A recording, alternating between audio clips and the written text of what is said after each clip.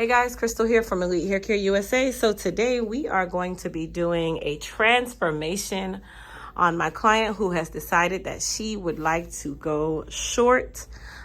She basically flat irons her hair every day, and she is going to start acknowledging and loving her salt and pepper, so she won't be coloring anymore. So today we're going to give her a style that will allow her to kind of just go through her day. She also has an issue just like myself where we perspire a lot, specifically in our hair. So she wanted something that would be easy for her to maintain. And of course, we all know that long hair and people who perspire like myself, it just doesn't work out. So we are going to give her a total revamp. You guys get to sit back and just kind of see exactly what we do. But trigger warning for those of you that are so into this long hair, she's getting a haircut, okay? So stay tuned. So we started off by cutting her ponytail, and she decided that she wanted to keep it. So we put a rubber band on her ponytail and she put it in her purse. Now, guys, this was my client's decision, so I just want to give you guys a little disclaimer. She knew exactly what she wanted, and she perspires a lot, so she has just been tired of having long hair. So once I cut off a lot of the length that we were not going to be using in the style, this is when I kind of started her preliminary haircut. And then with the preliminary haircut, I did leave a lot of the hair in the crown just in case, because we were not 100% sure the length that she was going to keep on her face. And instead of me just using my shears, I decided to, number one, do the shears over comb just to kind of take a lot of the weight off. The sides and the back is definitely going to be short, but she also wanted to ensure that she had enough hair where if she needed to curl it herself, she would be able to curl it. So I didn't want to give her the ultimate pixie cut like mine's. That is another reason why I was very light-handed when it came on to taking her all the way down in regards to the length. Now, she is also going to be growing out her salt and pepper hair. So we are not going to be coloring her today, but I am going to be toning her salt and pepper, mainly because whenever you do a relaxer, that hair can sometimes turn yellow. And I always recommend you guys have a violet colored shampoo, which I do have a link in the description box to my Amazon store where you're able to get the Pravana Perfect Blonde violet shampoo to help with removing that yellow from your salt and pepper hair, or even just your salt hair. So once we did the preliminary cut, I went ahead and started her relaxer. And then I just was kind of making sure that I saw my direction. And then if there was any other hair I needed to take off, I could do that later on. So I am doing the relaxer on the crown area. I extended it out about 1 inch to maybe 1.5 inches, depending on where I was. As you guys can clearly tell, her ends are already bone straight and her ends have been colored previously. So I didn't want to run the risk of applying relaxer to her ends, knowing that she has been coloring her hair herself. And I'm not certain if the color was permanent, demi-permanent, or semi-permanent. But at the same time, her ends are straight, so it really does not affect what we're doing, especially because I do still have some more hair that I have to cut off. So I just wanted to make sure that her salt and pepper hair was definitely relaxed and would lay down. So now I'm just rinsing out her relaxer. We're going to do the whole wash process with the normalizing shampoo and the conditioner. And then once I finish her shampoo is when we will be doing the toning. Now the level of toning that I'm doing, this is on a different scale than just using the violet colored shampoo. This type of toning that I'm doing is a 5-minute toner. Usually for a type of toner that I'm about to do on her, you do need to go to a stylist. They would have more knowledge on using these levels of toners, but you can still use your violet colored shampoo where you're able to shampoo the hair after you've completed your relaxer wash or your wash day and leave the shampoo on, for at least 5 minutes. Now I'm mixing up her toner. This is a violet colored toner, so it's still purple.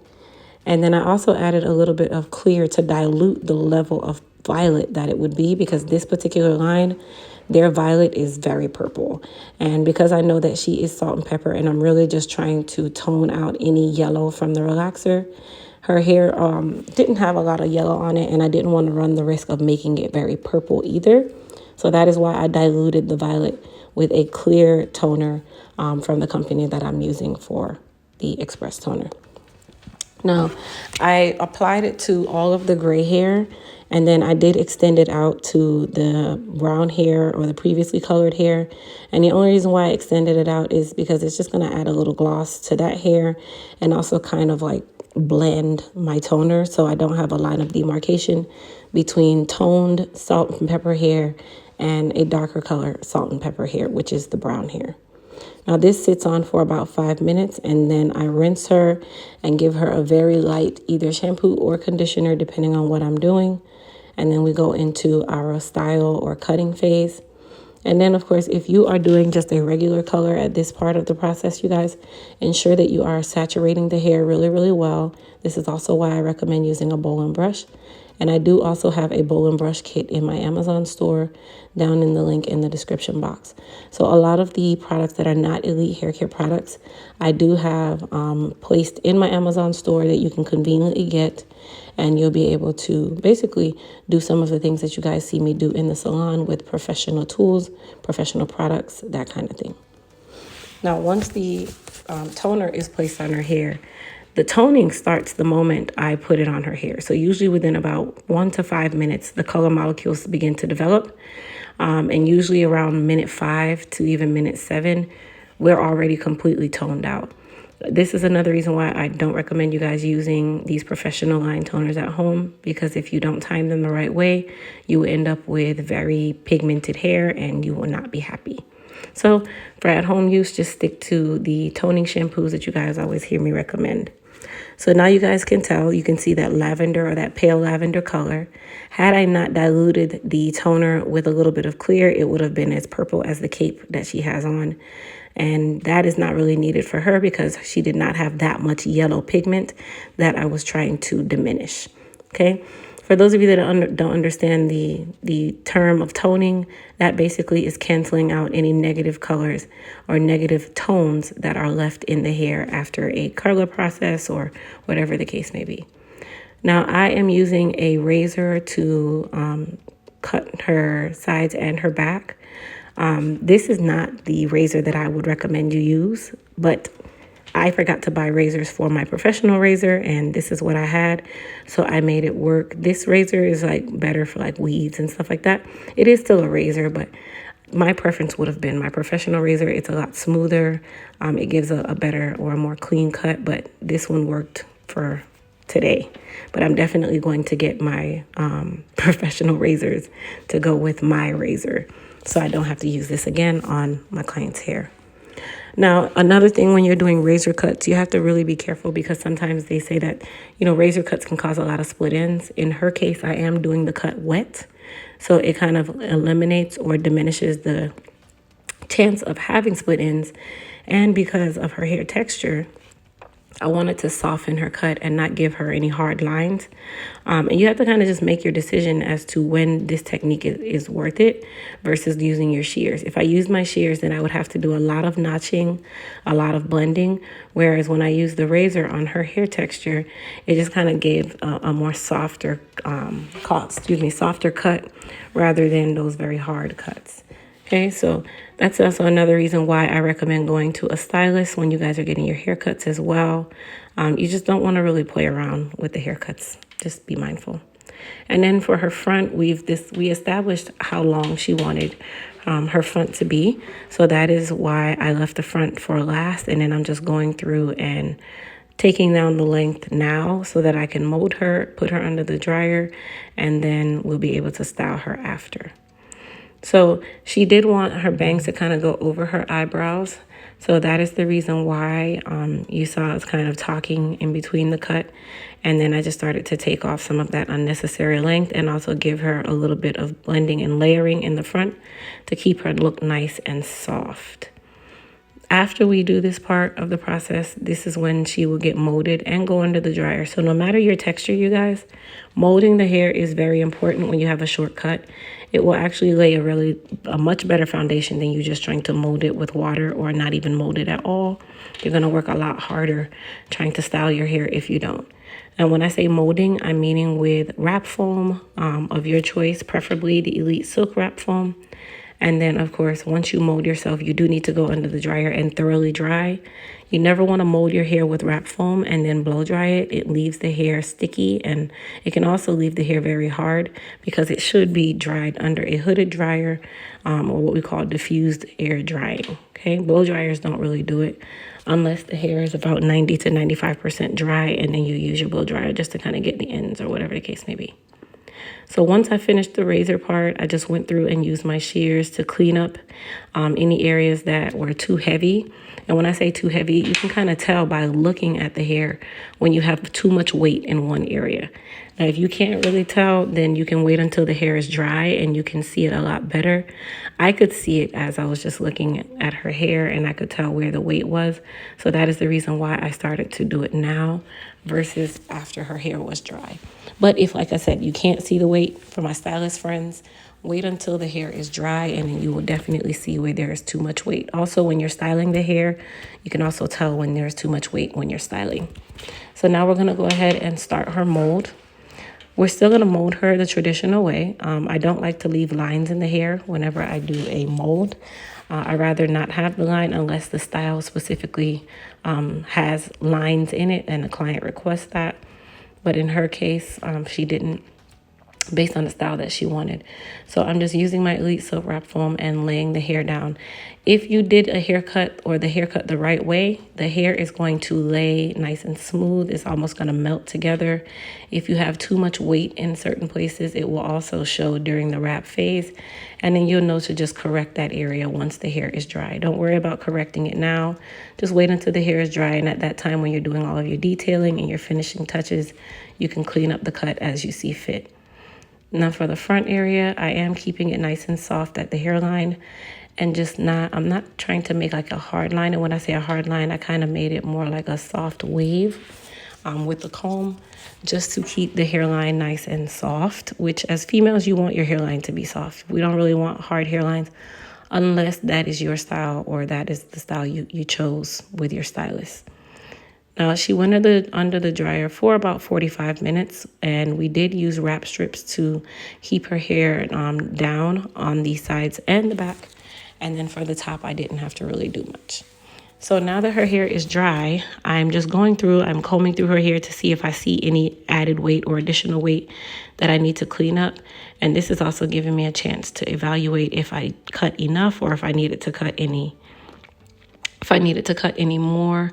I did see areas behind her ear that was a little too, too bulky. So I decided to use the razor to soften those areas again. So you can use your razor whenever you need to, you guys, whether it's dry or wet. But when I used it on the dry hair, I'm really just using it just to soften or even remove a lot of the weight, yet keep a lot of the length. So that is why you see me using the razor behind her ear. You don't want a lot of bulkiness around the ear either, you guys. It becomes uncomfortable whenever the client is trying to style their hair at home. So I usually give them the option if they want their ear out or not. Most times when you have a shortcut, you do want your ear exposed because it just makes your styling a lot easier and your care for your hair when it's cut short a lot easier as well. Now in the sides area, her sides were a little too bulky for my liking, so that is why you see me still kind of taking down some of that bulkiness in that area. Now, some people like chunky sideburns. My client didn't really tell me if she had a preference, so I was just using my stylist judgment whenever I was cleaning up any parts of her head. Now, another thing, you guys, she actually flew to me from another country to get her hair done. And I wanted to make sure that she had something that she could manage. So we did talk about, at home, her finding a stylist. to ensure that they are able to wash and, style her hair. And she's not trusting of anyone else cutting her hair just yet. So I told her, when it's haircut time, you come back to me. But I'm also very realistic, you guys. If you live somewhere other than where I am, you have to find a stylist in your area that can at least maintain your haircut. And I can be the person that creates the roadmap for them. Because usually that's where stylists have a lot of issue. They know how to style hair. They know how to make it beautiful. They know how to shampoo you, but they're not comfortable enough to create the roadmap from the beginning and give you that cut, because they get sometimes intimidated whenever they see haircuts. And if that's not their forte, they're not going to be comfortable. So I have a lot of clients that come to me when it's time for their haircuts, and then they find a stylist in their area for them to be able to do their maintenance. Also, I have clients that come to me for their chemical services, and then their stylist is able, who's local to them, is able to just care for their hair, that kind of thing.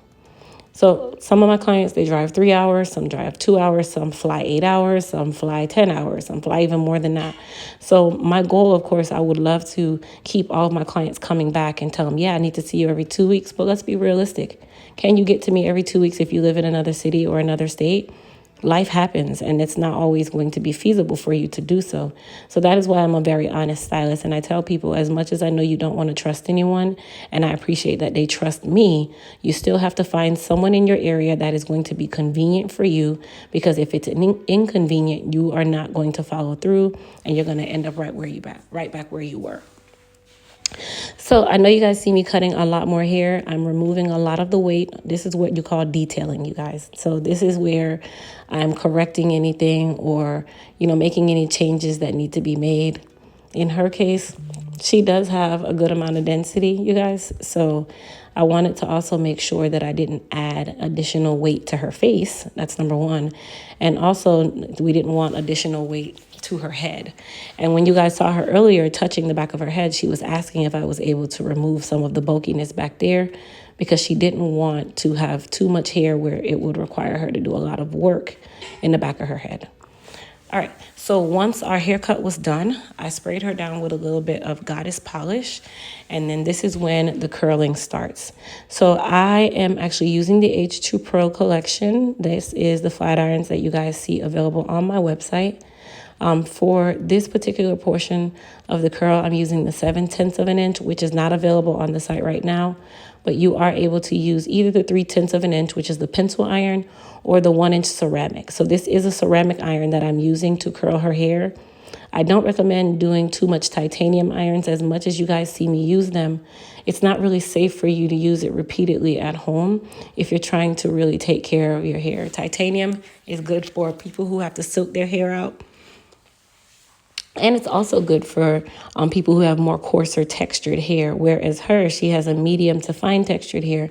So ceramic worked just fine for me. Now, as I'm curling her, I'm just spraying some Goddess polish. I might also spray a little bit of Sebastian Shaper on her. The Sebastian Shaper is also available in my Amazon store. And then the Goddess polish you can get on our website at elitehaircareusa.com. Now, I'm going to just stop talking because I've talked a lot during the video. Let you guys watch the style unfold, and then we'll come back at the end and talk about the finish.